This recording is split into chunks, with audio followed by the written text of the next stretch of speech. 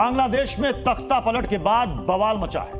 देश दंगाइयों और आतंकियों के कब्जे में जा चुका है। सड़कों पर अफरा तफरी है, लूटपाट मची है। सड़क से लेकर प्रधानमंत्री के आवास में दंगाई घुसे हुए हैं। अपने ही देश को बर्बाद करने पर वो तुले हुए हैं। चुन चुन कर हिंदुओं को निशाना बनाया जा रहा है। हिंदुओं के घरों को लूटने के बाद वहां पर आग लगाई जा रही है। उनकी दुकानों को फूंका जा रहा है। मंदिरों को तहस नहस किया जा रहा है। पूरा देश आग की चपेट में है। हिंदू लोगों को नाम पूछकर पीटा जा रहा है। ये उस बांग्लादेश का हाल है जहां कल तक लोकतंत्र था, वहां आज की तारीख में अराजकता है। बांग्लादेश में जो कुछ भी हो रहा है उसे कोई भी जायज नहीं ठहरा सकता। लेकिन कांग्रेस नेता सलमान खुर्शीद का कहना है कि जो बांग्लादेश में हुआ वो भारत में भी हो सकता है। आज भले ही सब कुछ सामान्य लग रहा हो देश में, लेकिन बहुत कुछ सुलग रहा है अंदर। यह कहा है सलमान खुर्शीद ने। वही कांग्रेस के एक दूसरे नेता हैं मध्य प्रदेश के पूर्व मंत्री सज्जन सिंह। उनका कहना है कि बांग्लादेश में जो कुछ हो रहा है वही हमारे देश में भी हो सकता है। कल जनता हमारे यहां पीएम और सीएम के आवास में भी घुस सकती है। तुम्हारे साथ खास मेहमानों का एक बड़ा पैनल होगा, उनसे भी हम बात करेंगे। लेकिन कुछ सवाल भी खड़े होते हैं। सवाल क्या है? सवाल यह है कि क्या यह कांग्रेस का आधिकारिक बयान है? क्या सलमान खुर्शीद का बयान भड़काऊ नहीं है? क्या इस बयान से दंगाइयों के हौसले बुलंद नहीं होंगे? और भारत की तुलना बांग्लादेश से करना कितना जायज है? क्या यह चुनाव में हारने की कांग्रेस की खींच तो नहीं है? इस बीच बड़ी खबर यह है कि कांग्रेस नेता सलमान खुर्शीद ने जो बड़ा बयान दिया, जिसमें वो ये कह रहे हैं कि बांग्लादेश जैसे हालात भारत में भी हो सकते हैं। यहां सब कुछ सामान्य लग सकता है लेकिन सामान्य नहीं है, ये कहा है सलमान खुर्शीद ने। उनका कहना है कि जो बांग्लादेश में हालात है, जिस तरीके से वहां पर हिंसा हो रही है, वैसे हालात हिंदुस्तान में भी हो सकते हैं। भले ही देखने में यहाँ हिंदुस्तान में सब कुछ सामान्य लग रहा हो, लेकिन यहाँ कुछ भी सामान्य नहीं है। किसी बयान के बाद अब सियासत गर्मा गई है। ये कहा जा रहा है कि सलमान खुर्शीद का ये बयान, क्या ये भड़काऊ बयान नहीं है?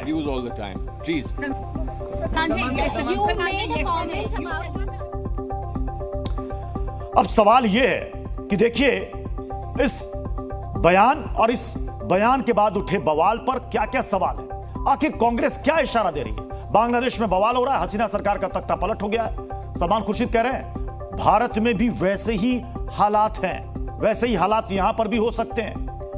पीएम के घर में घुसे प्रदर्शनकारी बांग्लादेश में पूरी दुनिया ने देखा।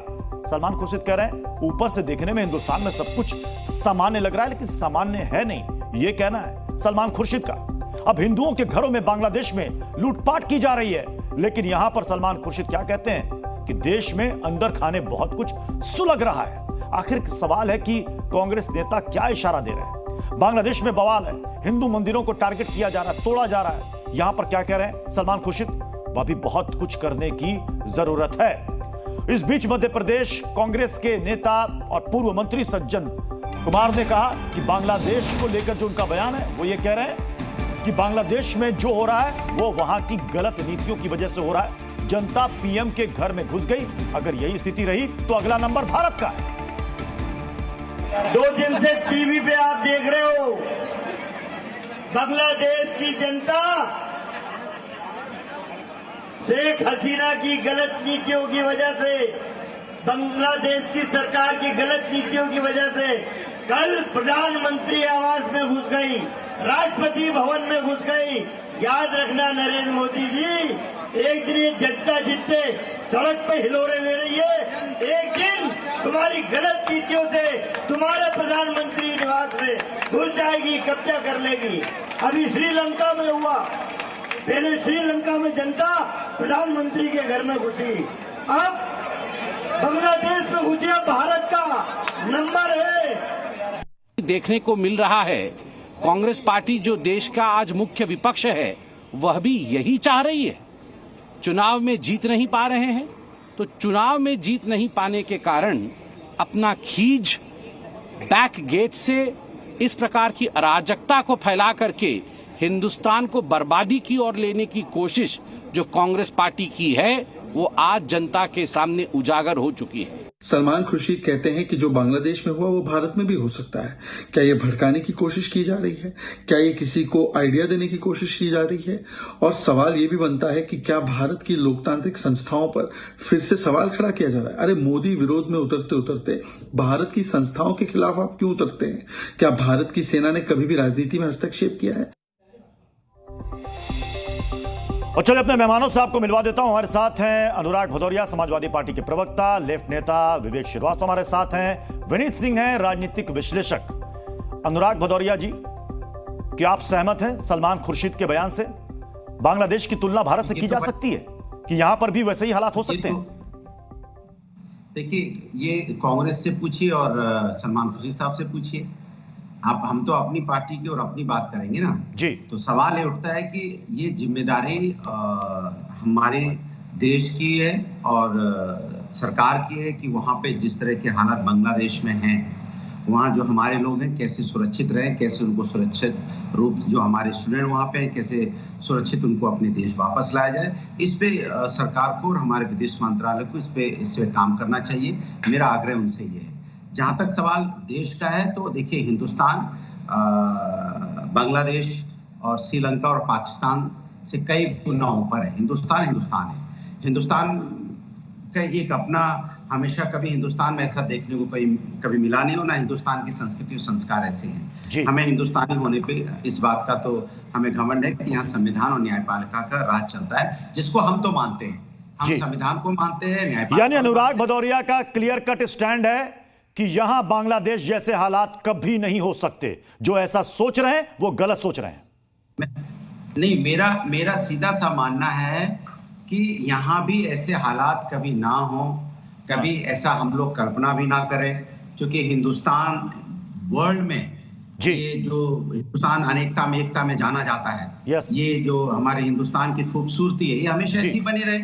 अब जो लोग ये जिम्मेदारी सबकी है, सामूहिक जिम्मेदारी आपकी भी है, हमारी भी है, बीजेपी की भी है और दलों की भी है कि यहाँ पे माहौल हमेशा लोकतांत्रिक रहे।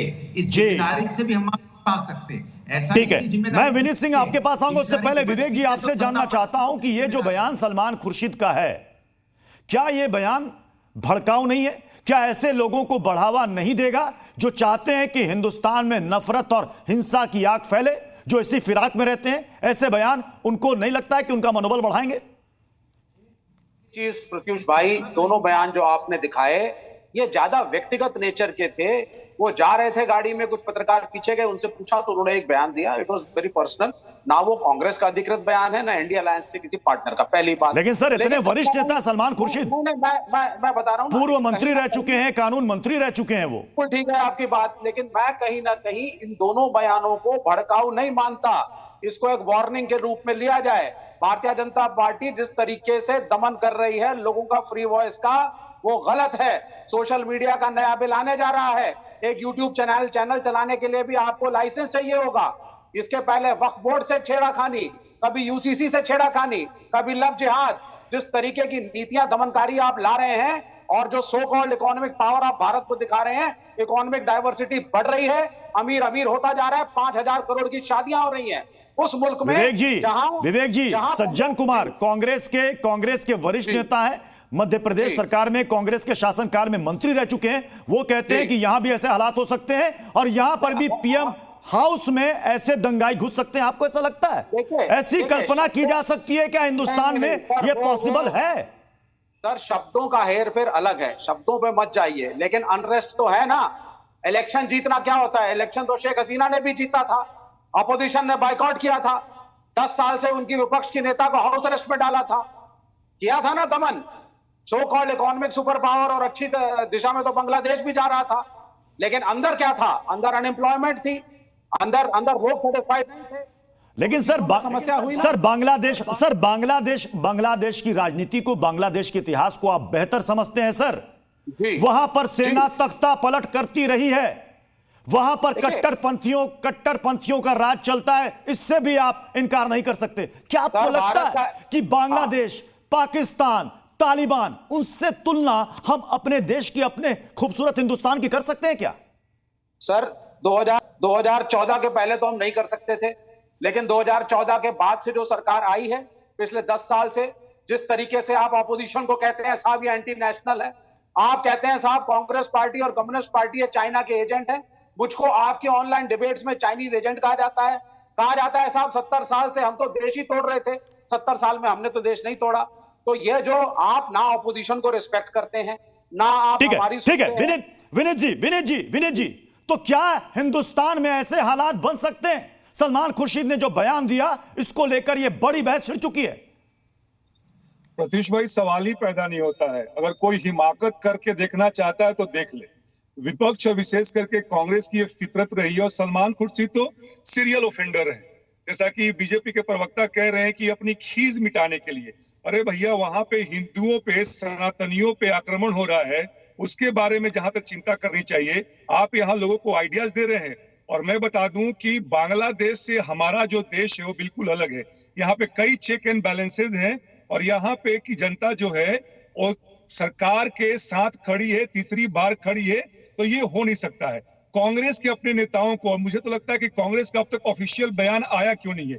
क्या वो उनके साथ हैं? सलमान खुर्शीद और उनके नेता मध्य प्रदेश के कांग्रेसी नेता के साथ है? और अगर नहीं है तो इस बात का खंडन कीजिए, और इतना तय मान लीजिए कि देश में कम से कम भारतवर्ष में ऐसा हिमाकत ऐसी कोई नहीं कर सकता। ठीक है, हम इस चर्चा को आगे बढ़ाएंगे, लेकिन संबित पात्रा ने राहुल गांधी के जिस पुराने बयान का जिक्र किया, वो बयान क्या था राहुल गांधी का, वो भी आपको सुनवाते हैं। ये जो नरेंद्र मोदी अभी भाषण दे रहा है, मैं आपको बता रहा हूं 6 महीने बाद, 7-8 महीने बाद ये घर से नहीं निकल पाएगा। हिंदुस्तान के युवा इसको ऐसा डंडा मारेंगे, इसको समझा देंगे कि हिंदुस्तान के युवा को रोजगार देने के बिना ये देश आगे नहीं बढ़ सकता है। ये जो नरेंद्र मोदी अभी भाषण दे रहा है, मैं आपको बता रहा हूं 6 महीने बाद, 7-8 महीने बाद ये घर से नहीं निकल पाएगा।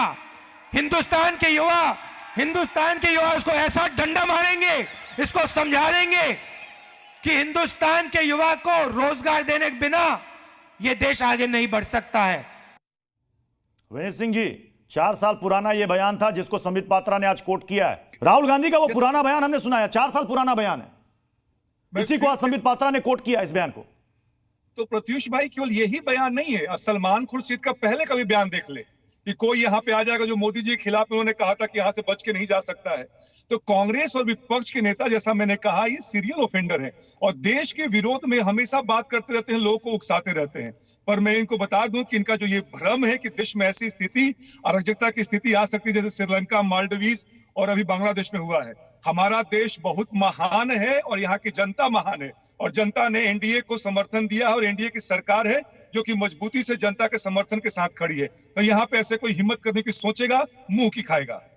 जी विवेक जी, इस ताने बाने को, और जो इसकी नींव इतनी मजबूत है, वो कभी हिल नहीं पाएगी। विवेक जी, नहीं, देखिए ये सुनने में बड़ा अच्छा लगता है, कहने में बहुत अच्छा लगता है, बहुत बढ़िया नींव है, बड़ी स्ट्रांग नींव है। स्ट्रांग नींव थी इस देश के अंदर। हमारा मानना है, हमारी कांग्रेस पार्टी से बहुत सारी विषयों पे मुख्तलिफ राय रही है, इकोनॉमिक पॉलिसीज पे खासकर।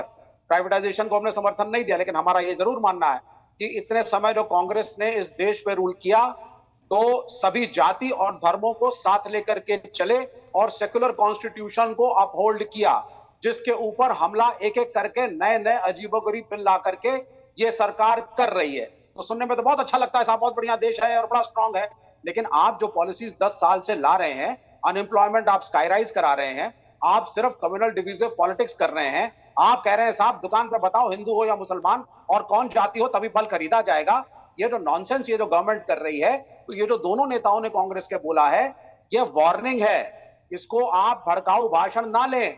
ये जिस दिशा में आप देश को ले जा रहे हैं, जहां पे आप खड़े होकर के कहते हैं साहब ये मुसलमान जितने हमारे देश के तो पेट्रियोटिक है ही नहीं, ये तो पूरे विश्व में जहां रहते हैं लड़ाई झगड़ा और दंगा करते हैं। हिंदुस्तान में हिंदुओं से लड़ते हैं और दूसरे देशों में किसी और से लड़ते हैं। तो दिस डिविजिव पॉलिटिक्स से ज्यादा देर नहीं चलती है। तो इसलिए we have to bend our face, जिससे हम अपने देश को। लेकिन सर ये हिंदुस्तान है और आप भी इस बात को मानेंगे कि यहां पर लोकतंत्र की जड़ें बहुत मजबूत हैं। भाईचारा और जो बात अनुराग भदौरिया ने कहा, अनेकता में एकता, ये बहुत मजबूत है, किसी के हिलाने से ये नहीं हिलने वाली है। बहुत बहुत शुक्रिया आप सभी का हमारे साथ इस चर्चा में जुड़ने के लिए।